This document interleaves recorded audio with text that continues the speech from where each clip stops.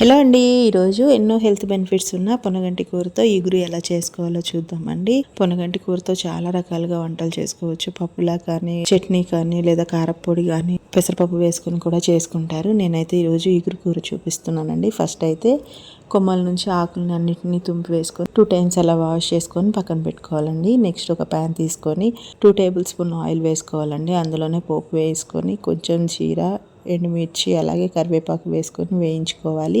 అవి కొంచెం వేగిన తర్వాత ఉల్లిపాయ ముక్కలు, పచ్చిమిర్చి ముక్కలు వేసి ఒకసారి మిక్స్ చేసేసుకొని ఒక 5 మినిట్స్ అలా మగ్గించుకోవాలండి. ఉల్లిపాయ కూడా మగ్గిన తర్వాత కట్ చేసుకున్న టమాటో ముక్కలను కూడా వేసుకొని బాగా మిక్స్ చేసేసుకొని ఆ టమాటో కూడా కొంచెం మెత్తపడేంత వరకు మధ్య మధ్యలో మిక్స్ చేసుకుంటూ ఉడికించుకోవాలండి.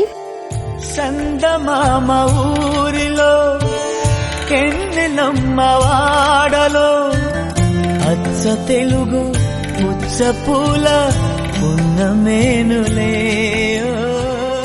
అవి కూడా కొంచెం మెత్తబడ్డిన తర్వాత మనం కడిగి పెట్టుకున్న పొనగంటి కూర ఉంది కదండి, దాన్ని మొత్తం కూడా యాడ్ చేసేసుకోవాలి. యాడ్ చేసేసుకొని తగినంత ఉప్పు, పసుపు వేసుకొని బాగా మిక్స్ చేసేసుకోవాలండి.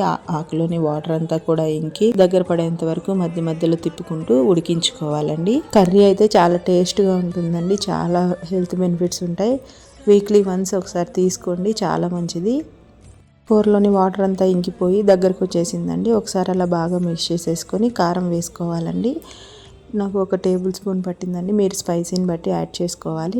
కారం వేసేసుకొని ఒకసారి అలా మిక్స్ చేసేసుకొని ఒక 2 మినిట్స్ అలా ఉంచి కొత్తిమీర వేసుకొని సర్వ్ చేసుకోవడమేనండి. రైస్లోకి కానీ, చపాతీలోకి కానీ చాలా బాగుంటుందండి.